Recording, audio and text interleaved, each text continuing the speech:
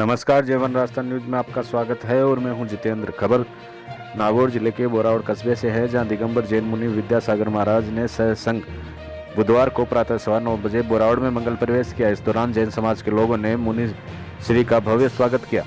मुनि श्री को बोरावड़ प्रवेश करने के पश्चात गाजो बाजों के साथ जुलूस के रूप में जाटावास तिराया, नया बाजार, सदर बाजार, 61 मोहल्ला होते हुए सरावगी मोहल्ला स्थित दिगंबर जैन मंदिर पहुंचे, जहां पर मुनि विद्यासागर महाराज ने मंदिर में पूजा अर्चना की। वह इसके पश्चात धर्म सभा को संबोधित करते हुए कहा कि जीवन में व्यक्ति को हमेशा आगे बढ़ता रहना चाहिए और उन्होंने कहा कि जीवन एक बांस रूपी है।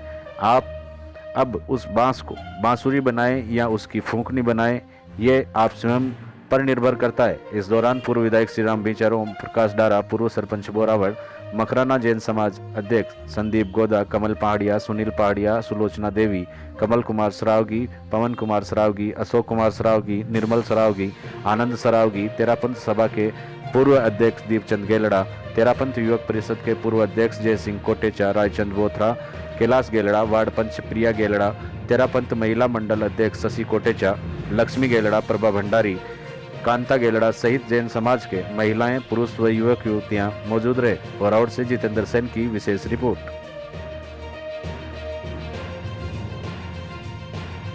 पथ पर, पावन पथ पर चल करके सभी जीव इस संसार से सदा सदा के लिए विदा हो सकते हैं, मुक्ति पा सकते हैं। सब में शक्ति है। किसी विचारक ने एक जगह पर कहा है, बीज बीज ही नहीं, बीज में तरुवर भी है। सुन रहे हैं? बीज बीज ही नहीं, बीज में तरुवर भी है। मनुज मनुज ही नहीं, मनुष्य में ईश्वर भी है। अर्थात प्रत्येक प्राणी मात्र में सिद्ध परमात्मा बनने की शक्ति है। बस हम सभी लोग अपने जीवन में अपने पुरुषार्थ को सम्यक दिशा प्रदान करें, समीचीन जिन धर्म की शरण में आवे और उस रत्नत्रय की साधना करें, जिसकी साधना से आज तक अनंतों जीवों ने इस संसार से मुक्ति पाई है। क्योंकि सुख सभी चाहते हैं, जे त्रिभुवन में जीव अनंत, सुख चाहे दुख ते भयवंत। यानी 3 भुवन में, 3 लोक में अनंत जीव है और सभी जीव सुख चाहते हैं और दुख से डरते हैं।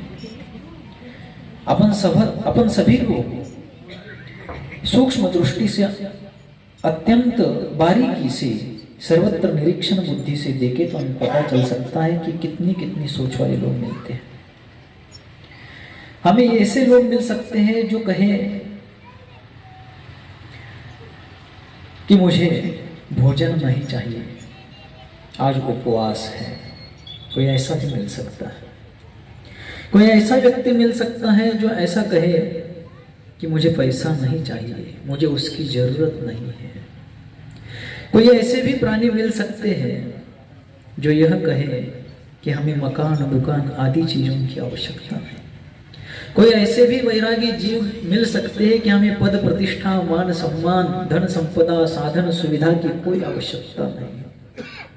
संसार में ऐसे भी जीव देखने को मिल सकते हैं जो अत्यंत परेशान हो चुके हैं, अत्यंत पीड़ित है, व्यथित है, दुखी है, कष्टी है और अपनी व्यथाओं से व्यथित हुए वो जीव कदाचित ऐसे भी कह सकती कि अब मुझे जीना भी नहीं चाहिए, मैं जीना नहीं चाहता हूं।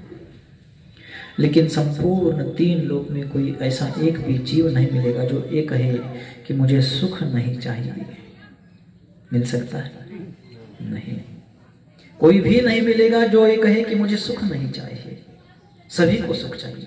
हाँ, अपनी अपनी बुद्धिवश, अपने अपने विचारधारा के अनुसार प्रत्येक व्यक्ति ने सुख की मान्यता, सुख की कल्पना, सुख की व्याख्या, सुख का स्वरूप अलग अलग मान लिया हो भले,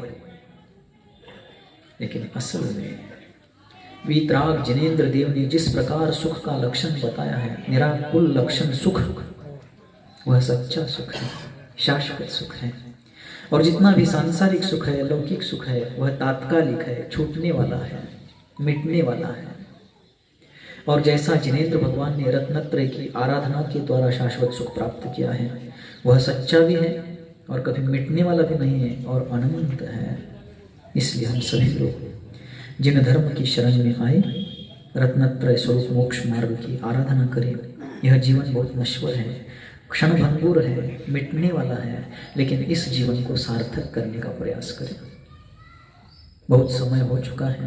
योग्य जगह पर छेद दे करके उसको बांसुरी भी बना सकता है और उसमें से सप्त स्वर भी निकाल सकता है। वैसे ही हमारा यह जीवन बांस की लकड़ी की तरह है। हम चाहे तो इसको फूकने भी बना सकते हैं और हम चाहे तो इसको बांसुरी भी बना सकते हैं। अब यह हमारे ऊपर निर्भर है कि हमें जीवन को फूकने बनाकर धुआंधार बनाना है, धुआं निकालना है, क्या हमें जीवन को बांसुरी बना करके उसमें से सप्त स्वर निकालते हुए अपने जीवन के आनंद के साथ साथ प्राणी मात्र के जीवन को संगीतमय, सरगममय, आनंदमय, सुखमय, शांतिमय बनाना है।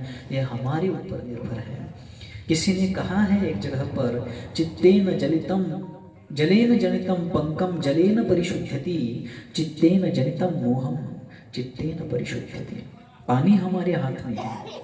हम उस पानी का उपयोग कीचड़ बनाने के लिए भी कर सकते हैं, जिसको दुरुपयोग कहा जाएगा, और हम उसी पानी का उपयोग सदुपयोग करते हुए बनी हुई कीचड़ को धोकर सफाई भी कर सकते हैं। वैसे ही हम अपने मन से संहार भी कर सकते हैं और सृजन भी कर सकते हैं, प्रकाश भी कर सकते हैं और प्रलय भी कर सकते हैं। ये हमारे विवेक और विवेक पर निर्भर करता है।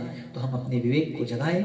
जिनेंद्र भगवान के द्वारा, वीतराग सर्वज्ञ हितोपदेशी भगवान के द्वारा और सच्चे देवशास्त्र गुरुओं के द्वारा बताए गए रत्नत्रय स्वरूप मोक्ष मार्ग को समझें, अपने विवेक को जगाएं और अपने इस जीवन को, बांस की लकड़ी जैसे जीवन को फुकनी बनाने के बजाय और फुकनी बनाकर मिथ्या दर्शन ज्ञान चारित्र का धुआं निकालने के बजाय हम उसको बांसुरी बना करके सम्यक दर्शन ज्ञान चारित्र के सप्त स्वर निकाले और अपना और इतरों का भी सुख प्रकट करने में उपादान और निमित्त रूप भूमिका निभाए। इसी मंगल भावना के साथ बोलिए गुरुवर आचार्य भगवंत सन्मति सागर जी मुनि महाराज की जय हो, जी महाराज की जय हो, शांति सागर जी महाराज की जय हो, शांति सागर जी महाराज की